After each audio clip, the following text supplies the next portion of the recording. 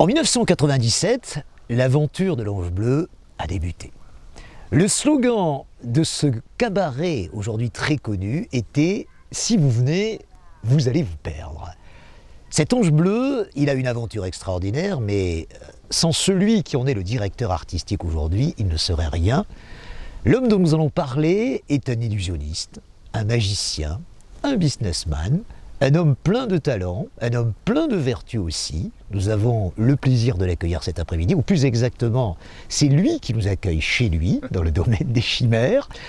Et nous avons mis pour la circonstance le polo de l'équipe de France de magie, puisqu'il en est le directeur. Mon cher Paty, bonjour. Bonjour, bienvenue au domaine des chimères, parce qu'il faut en avoir beaucoup des chimères dans la vie.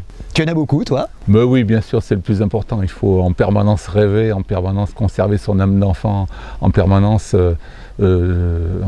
vivre dans la chimère absolue, et tout en gardant un peu les pieds sur terre de temps en temps. Est-ce qu'il est possible d'être un artiste en gardant les pieds sur terre? Oui, c'est-à-dire que c'est la bonne combinaison.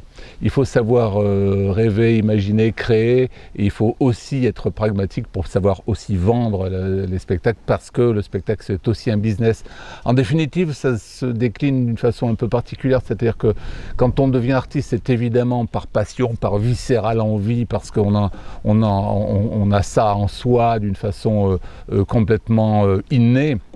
On ne sait pas d'où ça vient d'ailleurs, et puis donc on en fait un métier un peu sans trop savoir parce que c'est comme ça et puis pas autrement, et puis progressivement ça devient aussi un business parce qu'on se rend compte qu'on est un produit, que ce produit il faut le vendre et que de toute façon on ne peut pas faire son spectacle dans sa salle à manger pour sa grand-mère et ses parents, donc il faut bien que d'autres personnes viennent les voir, et donc forcément de fil en aiguille ça devient un business qui est plutôt plus ou moins important en fonction du talent des gens, quoi. C'est comme ça pour tout le monde, pour tous les artistes, pour les peintres, pour les sculpteurs, pour les musiciens, les chanteurs, les artistes visuels, c'est comme ça pour tout le monde. Et toi, tu as su le vendre aux quatre coins de la planète, et d'ailleurs, très symboliquement, nous sommes dans un lieu qui fleure bon l'Asie, avec ces beaux sièges qui nous viennent tout droit de la rivière Kwai, 1957, le pont de la rivière Kwai. Tu es un amoureux de l'Asie, tu as beaucoup vendu tes spectacles aux Chinois, on t'a souvent vu sur TF1 d'ailleurs, je me souviens d'un reportage où tu faisais une tournée en Chine. Oui, j'ai plusieurs. TF1 qui t'a bien soigné, parce qu'Harry Roselmack a baptisé l'Ange Bleu le plus grand cabaret de France dans l'émission qui s'appelait 7 à 8, rien que cela.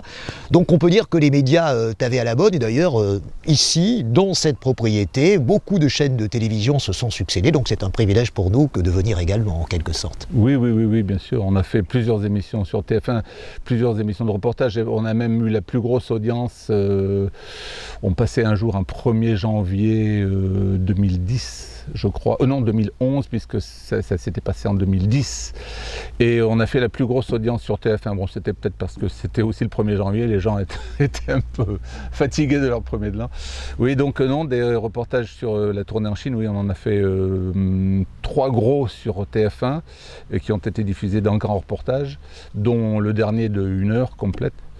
Et on en a fait 2 sur TF1 qui en a tourné un film de 90 minutes qui s'appelle French Cancan, ennemi de Chine, et qui a même été diffusé en salle. Et puis bon, après plein d'émissions, ça va de Combien ça coûte à Capital, en passant par Vie ma vie, et puis plein d'autres choses comme ça, oui. Rien ne prédisposait pourtant le jeune Patrick Truppin, dont le père était maire de Camblade, à devenir l'artiste complet que tu es aujourd'hui. Ah oui. Tu étais un brillant lycéen, on va le dire, mais j'imagine que tes parents n'ont pas sauté de joie au plafond quand tu leur as dit que tu voulais faire ce métier. Non, mais j'ai des parents compréhensifs, et puis je crois que c'est très important quand on a des enfants qui ont une vraie passion et qu'ils voient que à côté de ça, il n'y a rien à faire. Par exemple, moi, à 16 ans, 15 ans, 16 ans, je faisais le mur. Je me barrais de chez moi le soir, mais c'était pas pour aller voir les filles, c'était pour aller jouer dans des petits cafés-théâtres de Bordeaux, pour mes premiers pas en magie, sur la scène, en hypnose, etc. C'était extraordinaire. D'ailleurs, une fois, j'avais fait le mur pour aller jouer, c'était au café-théâtre de l'Œil à Bordeaux, et quand je commence à rentrer sur scène, il y avait mes parents au premier rang. Alors tu as connu des gens qui étaient des artistes complets, Félix de Rochebrune qui était au théâtre Molière. Tu as été aussi très influencé par un certain Jérôme Savary qui monta à Bordeaux le festival Sigma. Oui. Tu dis, je reprends des propos que j'avais pris il y a un an pour mon bouquin, et dans lequel tu es d'ailleurs, la folie de Savary m'a nourri. Oui, oui, oui, absolument, parce que quand Savary a monté son Magic Circus et ses animaux tristes, qu'il a d'ailleurs créé au Festival Sigma à Bordeaux au début des années 80, ben moi j'y étais évidemment, j'ai vu tous ces spectacles, et Vive le Musical, Super Dupont, etc., tous les spectacles de Savary. Ensuite j'ai fait le tour de France pour le suivre, et en spectateur, hein, et après je suis allé le voir à Chaillot quand il était directeur de Chaillot. J'ai fait 2-3 trucs avec lui aussi, et puis il avait été aussi dans la sélection quand j'ai joué pour les Jeux Olympiques, et il était dans le jury pour sélectionner le spectacle. Il m'avait sélectionné, mais bon, c'est vraiment des souvenirs. Savary vraiment m'a nourri, la folie de Savary, c'est sa façon de mélanger les genres, de traiter le musical comme un genre classique. Et ça, c'est extraordinaire, tout en gardant le délire des gros travestis qui urinent dans les toilettes sur la scène avec des angelots énormes à poil qui circulent sur les cintres avec des créatures superbes, mais parfois un peu déformées, qui tirent des flèches, enfin ce genre de choses. C'est un décalage qui t'a toujours suivi. C'est Savary qui a créé ça, hein, c'est ce genre musical et théâtre mélangé, le musical, le cabaret, le théâtre contemporain. D'ailleurs, il a aussi repris la mise en scène classique de cabaret, il en a fait un truc extraordinaire, hein, quand il y avait le grand drapeau nazi qui tire à un moment donné sur la scène de Chaillot du 12 par 8 avec la grande croix gammée, c'est à rester à genoux, quoi. Alors, tu démarres avec un spectacle qui va très bien se vendre. Enfin, tu avais déjà un petit peu de bouteille lorsque tu crées le Festival de l'étrange avec une partenaire qui va rester ta partenaire très longtemps. Connue à l'école normale, m'avais-tu dit, s'appelait Bettina. Elle est toujours en vie, Bettina? Oui, oui, elle est toujours là, bien sûr. Elle est toujours là. On se voit régulièrement. Et oui, oui, on a créé le Festival de l'étrange, de magie, télépathie, hypnose. On a d'ailleurs été primé, on a été champion de France en télépathie. Et puis un spectacle complet d'hypnose, que je faisais de l'hypnose avant tout le monde, à l'époque où personne n'y croyait. Et donc on a tourné sur l'étranger, je suis devenu le spectacle officiel des ambassades de France sur l'étranger, et ce faisant on a aussi tourné dans les alliances, ce qui fait que pendant 6-7 mois on partait, puis à l'époque il n'y avait pas de fax, il n'y avait pas de mail, etc. Donc on partait sur un centre pilote, par exemple j'avais un centre pilote à Djibouti, j'en avais un autre à Bangkok, j'en avais un autre en Afrique noire, à Abidjan, j'en avais un autre à Aruba, dans les îles, les Antilles néerlandaises.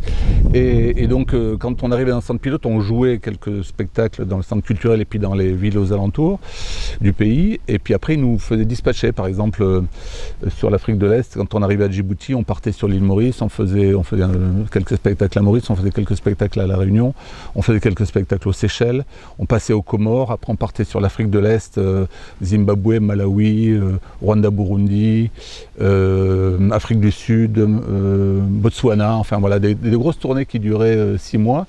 Et on ne savait pas où on allait quand on partait, c'était un peu l'aventure, c'est extraordinaire. Les centres culturels nous pilotaient et nous disaient, bon bah là, la semaine prochaine, vous allez à tel endroit, on prenait l'avion, on allait à tel endroit. Alors ça, c'est l'autre facette du personnage. On dit souvent que les artistes et la tirelire, ça fait pas bon ménage, mais chez toi, ça a toujours fait bon ménage. Tu as quand même été aussi un businessman, tu as compris qu'on pouvait gagner de l'argent et que c'est pas tabou d'ailleurs dans ces métiers-là, même si effectivement elle a toujours l'idée en quelque sorte de l'artiste qui a les mains percées ou qui a les poches percées. Toi, c'est pas ton cas, tu as compris qu'on pouvait gagner de l'argent, tu as compris que tu avais un certain talent.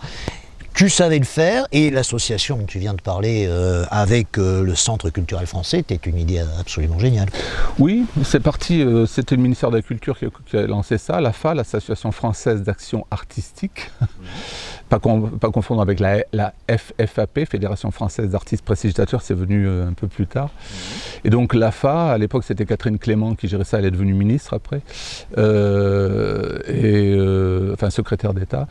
Et donc l'AFA a commencé à nous faire quelques tournées. Après, on s'est débrouillé tout seul parce que tout le personnel culturel change sans arrêt dans les ambassades et dans les alliances françaises et dans les centres culturels. Ce qui fait que quand on a fait une tournée, après on connaît une soixantaine de personnes qui se dispatchent dans tout le monde entier, en Océanie, Amérique du Sud, etc. Ils nous appellent et on allait faire notre marché au Festival d'Avignon parce qu'ils se réunissaient à Villeneuve-les-Avignon pendant le festival. On voyait tout le monde et ils nous disaient bon, allez, l'année prochaine, tu viens, on fait une tournée Amérique du Sud, on commence par la Colombie et puis on descend au Brésil, le Venezuela, etc. Et on nous dit allez, c'est parti. Et puis après, un autre directeur de centre nous disait moi, si tu veux, je te pilote en Asie, donc tu commences à Bangkok, vous faites quelques jours à Bangkok, Phuket, et puis Chiang Mai, le Nord, etc. Et après, vous partez aux Philippines, vous partez en Chine, enfin non, pas en Chine à l'époque, c'était beaucoup plus tard la Chine, parce que la Chine était fermée, mais tous les pays aux alentours. Thaïlande, par exemple. Tu as été un vrai globe-trotter, en résumé, quand on t'entend. Tu as été aussi, assez rapidement, un oiseau de nuit. Et disons que tu n'aurais pas trop aimé la situation du moment où les discothèques sont fermées, parce que les discothèques ont fait Patibad autant que Patibad a fait les discothèques. C'est ça. Ce qui s'est passé, c'est que pendant qu'on tournait 6 mois à l'étranger, c'était pendant l'hiver français. On partait évidemment au pays du soleil, généralement, puisqu'on pouvait choisir, on allait au soleil. Et les 6 mois où on revenait, c'était donc à partir de Pâques, quoi, vers le mois d'avril. On tournait en discothèque parce que j'ai monté plusieurs spectacles, un spectacle qui marchait très bien en hypnose, qui tournait très très fort. Puis après, j'ai monté un autre spectacle d'après le théâtre du Grand Guignol dont j'avais racheté les droits, qui était le théâtre de l'épouvante et du sang. C'était marrant comme tout, c'est un truc que j'avais appelé les nécrophages, et là ça a éclaté le marché des discothèques. On a été les précurseurs complets des gros spectacles en discothèque. En fait, il y avait Danny Dan qui faisait de l'hypnose aussi à ce moment-là, qui tournait beaucoup. Après, il y a eu nous, et on a appris un peu la suite. Et à la suite de ça, il y a eu des tas d'autres spectacles en discothèque. On a travaillé dans des grosses agences comme Blix Blanger, qui nous plaçaient un peu partout, et surtout, je me vendais tout seul. J'ai été le premier artiste à prendre un stand au Discom, le salon de la nuit à Paris, et qui est devenu après le Ciel. Et donc là, tous les gens de discothèque qui arrivaient. Donc, ce qui veut dire qu'on faisait 6 mois à l'étranger. C'est une époque extraordinaire. 6 mois à l'étranger avec notre festival de l'étrange, où on savait systématiquement qu'on re-signait très facilement pour les années à venir, pour la saison à venir. Et en rentrant, au mois d'avril-mai, on commençait à préparer la saison d'été des discothèques. Et les discothèques, ça tournait plein pot en été jusqu'au mois d'octobre-novembre. On n'arrêtait pas, on faisait un pognon fou. Et tu connais les empereurs de la nuit. Alors, il y avait l'un d'entre eux qui s'appelait Claude Hollon, le Pacha, qui malheureusement, tu le sais, a disparu. Ça va rappeler plein de souvenirs à ceux qui vont nous regarder. Il est complètement rasé sur la route d'Arcachon. Alors Claude Hollon, c'était un des empereurs de la nuit. Et tu as même connu David Guetta, qui était directeur artistique des Bains dans les années 80, et qui était à 100 lieues, évidemment, du succès qui est le sien aujourd'hui. Ça dépend, parce que David, d'abord, il n'était pas DJ encore à ce moment-là, mais il passait derrière les platines assez souvent aux Bains. C'était d'ailleurs pas les Bains, c'était les bains-douches à ce moment-là. Ouais. Il était, oui, son titre officiel, c'était directeur artistique, mais il s'éclatait bien aux platines, oui. Ouais. Lancement en 1987 du Fantasmagique. Ça aussi, c'est un de tes gros spectacles, un spectacle qui d'ailleurs va être le spectacle officiel des Jeux Olympiques d'Albertville, rien que cela, 1992, les JO d'hiver. Et tu m'as raconté cette anecdote extraordinaire de Philippe Découfflé, qui fait ce spectacle dont tout le monde se souvient, qui est le spectacle inaugural des JO, qui va prendre des danseurs et des danseuses du Fantasmagique pour répéter son spectacle qu'il va produire à la terre entière en quelque sorte. On avait été contacté par les JO parce qu'on avait d'abord passé un casting, et c'était justement Savary, donc qui faisait partie du jury. Et en fait, le Fantasmagique est né parce que pour ma clientèle des centres culturels, à un moment donné, il fallait quand même changer de spectacle. Et donc j'ai créé une sorte de mini-revue avec deux amis que j'avais connus au Théâtre Molière à Bordeaux, qui faisaient du comique et du travesti. Et on a fait ensemble un truc complètement délirant, magie et travesti. On était 4 avec Bettina, Gilles Stéphane qui faisait les gaufres, ça s'appelait les gaufrettes. Ils ont créé le truc avec moi. Et donc magicien, magicienne et 2 travestis. On a fait une boucle tour du monde comme ça. Et après la première série, donc après les premiers 6 mois, quand on est rentré, on s'est dit, en définitive, on n'est pas loin d'une revue si on mettait dedans des danseuses. Donc j'ai pris des danseuses, on a fait un casting de danseuses, et on a augmenté les costumes, et on a joué la première au Fémina à Bordeaux en 89, je crois.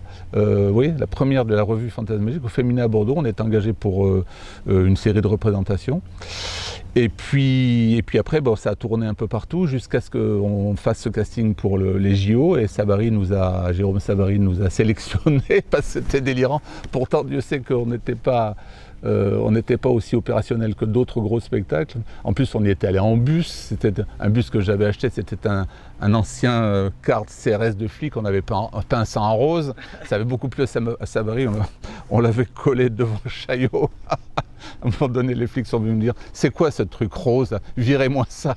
Et vous faisiez le spectacle dehors, parce qu'il ne devait pas faire chaud, on était au mois de février, si mes souvenirs sont bons, ou vous le faisiez à l'intérieur? Non, c'était la bulle olympique.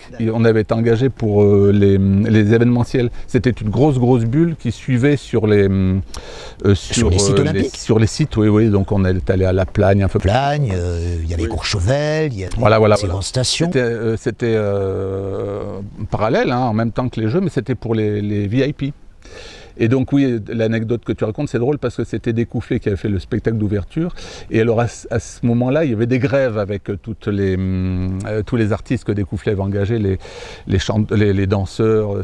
Il avait sorti un super truc Découfflé avec des gros ballons, des créatures, des échassiers. C'était assez nouveau à l'époque, c'était vachement repris après sur les grosses manifestations événementielles. Et donc du coup, on a, à un moment donné, nous on était en répète pour notre spectacle Sous la bulle, ça n'avait pas encore commencé, c'était à 2 ou 3 jours de Ninog.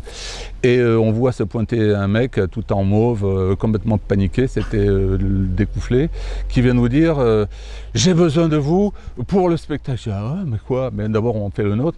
Et en fait, il nous a demandé de remplacer pendant quelques instants ces artistes qui étaient en grève, mais du coup on a quand même fait la représentation. Alors on s'est tous pointés avec les gros ballons qui oscillaient comme ça, et on a quand même eu 1 milliard de téléspectateurs. C'est extraordinaire. On était en 92, et donc on était à 5 ans de l'aventure de l'Ange Bleu dont on va parler maintenant. J'ai intitulé donc cet entretien L'Ange Patibad, l'Ange Bleu, exactement, parce que je crois que ton nom incontestablement est lié à ce cabaret. Bah oui. Alors, rien ne te prédisposait, franchement, à participer à cette aventure qui est initiée par la famille Duvollet, c'est cela. Il y a un restaurant qui marche plutôt bien, on est sur la route d'Angoulême, c'est ça, sur les bords de la route d'Angoulême, et ils ont l'idée de faire quelque chose d'un petit peu spécial, mais pas forcément un cabaret. Et toi, tu arrives avec tes idées, avec ton métier. Comment vous arrivez à vous rencontrer déjà? Parce que vous venez d'univers qui sont complètement différents. C'est-à-dire qu'eux ont été en problème. Ils avaient effectivement un hôtel-restaurant qui marchait bien sur les bords de la RN10. Et le jour où elle a été en glissière de sécurité et que c'est devenu une sorte d'autoroute, quoi, du jour au lendemain, ils sont rentrés en faillite. Et donc ils ont cherché d'autres solutions, ils avaient envie de faire un thé dansant, et donc ils se sont tournés un peu sur les gens qui existaient dans la région, et ils sont venus me voir en gala. On faisait à ce moment-là la tournée Nostalgie avec Radio Nostalgie. D'ailleurs, il y avait plein de Bordelais, dont Somariba, Claude Somariba qui était au programme, etc. Et puis ils sont venus nous voir, ça leur a bien plu ce qu'on faisait, et ils m'ont dit est-ce que ça t'intéresse de nous aider à monter un thé dansant? Je leur ai dit non, moi un thé dansant je peux rien y faire, c'est pas mon truc, mais si vous voulez je vous monte un théâtre. Et donc ils m'ont dit banco. On est parti de Rechef voir les lieux. Il y avait déjà des plans qui étaient en train d'être élaborés, donc ils ont balancé tous les plans, on en a refait d'autres. En 1 semaine tout a été plié. Et les travaux ont commencé 2-3 mois plus tard. Et en 97, là on était en 96, en 97, l'Ange Bleu ouvert avec 12 spectateurs. 12 spectateurs, c'est incroyable. Alors on fait une salle de 400 personnes, c'est ça? 400 personnes.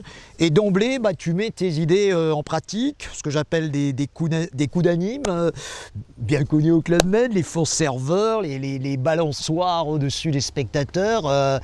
ça détonne parce qu'on n'est pas habitué à cela et tu amènes toute ta créativité en quelque sorte à l'Ange Bleu dès le départ. L'idée à l'Ange Bleu, c'était d'en faire une tonne.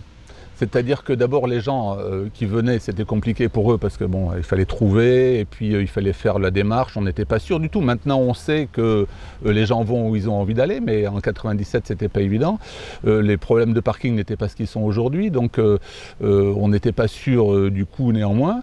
Et donc moi mon idée c'était d'en faire une tonne. C'est-à-dire que les gens devaient rentrer là-dedans et puis à partir du moment où ils rentraient, la mâchoire inférieure devait tomber. Et puis il devait rester comme ça pendant 5 heures. Ce qui n'est pas évident parce que ce n'est pas le temps d'un spectacle, c'est beaucoup plus long, hein. Il y a un repas, etc. Et donc j'ai fait ce qui ne se faisait pas à l'époque, mais que je faisais déjà en tournée, au cours de repas spectacles, c'est des animations de repas. Et au cours de ces animations de repas, il fallait trouver des trucs délirants. Évidemment, bon, on a pondu plein de trucs, la bagnole qui brûle sur le parking, les voisins qui arrivent, qui sont gênés par le bruit, la balançoire au-dessus du public, les faux serveurs, enfin, bon, c'est tout un tas de trucs. Plus des spectacles archi léchés. Dans ce théâtre qui existe toujours, d'ailleurs c'est la petite salle de l'Ange Bleu. Oui.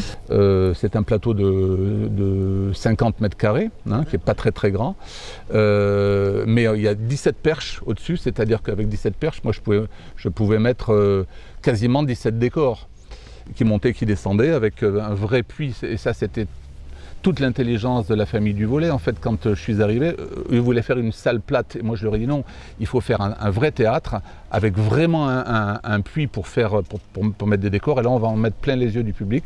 Ça leur a coûté une blinde, mais ils l'ont fait. Et ils ont eu raison de le faire parce que dans cette petite salle de 400 places, on a été équipé comme un vrai théâtre avec de vrais moyens. Et puis, évidemment, on a fait des tas de choses magiques avec des trappes, des trucs, des décors. J'ai mis tout le monde sur la scène au début pour faire encore plus de monde. Il y avait le grand-père, le grand-mère, le chien, les serveurs, les enfants, enfin tout le monde était sur la scène. Et on s'est retrouvés quasiment 14 sur cette petite scène de 50 mètres carrés.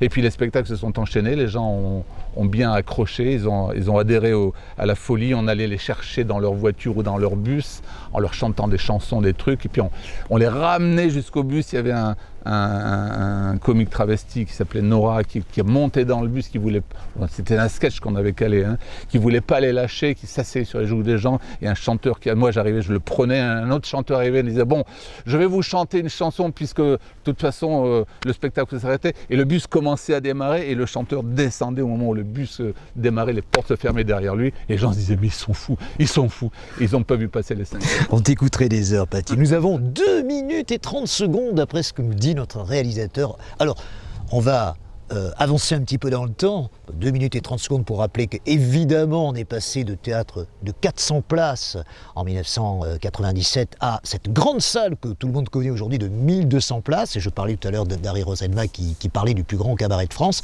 Là on est dans une autre dimension désormais. Et ensuite, tu vas nous en dire 2 mots, et puis ensuite on parlera un petit peu de ce que j'ai appelé la Paty Family pour terminer, parce que le spectacle chez Paty Bad, ça se fait en famille, hein, tu as réussi à intégrer à peu près tous les membres de ta famille à cette grande famille du spectacle en quelque sorte. Alors donc 2 mots sur les spectacles actuels, et peut-être ce que tu envisages de faire actuellement. Évidemment, tu es comme tous les artistes, tu es au repos forcé, le cabaret est fermé. Qu'est-ce qui se prépare? On va parler peut-être de ce qui va se préparer pour les semaines qui suivent, lorsque tout va repartir. Ben, on reprend une nouvelle formule du spectacle qu'on n'a pas eu le temps de terminer la saison dernière, hein, puisque tout s'est arrêté le 14 mars. Hein. Donc on reprend Odyssée acte 2, et puis on va le tourner toute cette saison-là, voilà, en améliorant encore les gros effets fantastiques, par exemple la kinétique, qui est un effet complètement hallucinant que personne ne voit nulle part ailleurs, plus tous les gros effets magiques, plus tous les décors, etc. Parce que sur cette scène, là maintenant, on a un plateau de 400 mètres carrés. On n'est plus sur le 50 mètres carrés. C'est donc la plus grande scène de France, la plus grande salle de France, effectivement, même devant le Lido. Et donc, on va continuer comme ça. On va te le souhaiter. 2 mots sur la Paty Family, parce que, effectivement, d'abord, ton épouse, Clarissa, Donou, comment faut-il dire? C'est Donou. Oui, c'est Clarissa Donou qui a toujours fait partie de mes spectacles, qui a monté la compagnie Fiesta Tropicale, qui tourne énormément en exotique, qui a monté les sœurs Donou, les 3 sœurs Donou qui sont des chanteuses et qui font leur création. Et puis mes filles, Beryl et puis Jennifer, qui ont fait partie de l'équipe de France de magie, dont il faut aussi... on va dire 2 mots, bien sûr. Je suis le directeur de l'équipe de France FFAP de magie. Et tout ça demande beaucoup de temps et on crée beaucoup avec les jeunes, dont par exemple Florian Saint-Vé, qui est un Bordelais qui est devenu champion du monde en Corée du Sud en 2018, donc il y a 2 ans, et champion du monde de magie, donc ça c'était à l'actif de l'équipe de France. Et puis donc, oui, nous c'est vraiment une histoire de famille, hein. Ma femme, mes 2 filles et puis ma belle-sœur, Cathy, qui fait partie aussi des chanteuses, les sœurs de nous, qui fait partie de l'Ange Bleu, sont toutes à l'Ange Bleu et sont toutes aussi sur les compagnies, puisque la compagnie Fantasmagique tourne tout au long de l'année un peu partout en France et dans le monde. On a lancé un établissement en janvier dernier à Casablanca au Maroc, qui tourne plutôt pas mal, sauf qu'il s'est arrêté le 14 mars aussi, donc il est en train de reprendre là, sauf qu'on ne peut pas encore y aller. Et voilà, c'est vraiment une histoire de famille et une vie extrêmement intéressante, palpitante, sympa et pleine de rebondissements à la fois culturels, familiaux, amicaux, joyeux. On s'amuse beaucoup, mais on travaille aussi beaucoup, hein. Eh bien, nous aurons suscité des vocations, je n'en doute pas. Patibad, alias Patrick Trupin, ou Patrick Trupin, alias Patibad, je ne sais pas. Nous étions ravis que tu nous accueilles chez toi, ici. C'était un privilège pour nous, au domaine des chimères. Et j'espère que les chimères, on va continuer à les vivre avec toi, à l'Ange Bleu ou ailleurs. Merci, c'était le monde du spectacle dans toute sa splendeur. Et puis, on va aller faire un petit saut dans la piscine tout de suite après, parce que pour ne rien te cacher, on a eu quand même très très chaud. Oui. Merci Pati. Avec plaisir. Allez, on va dans la piscine. Allez, on y va.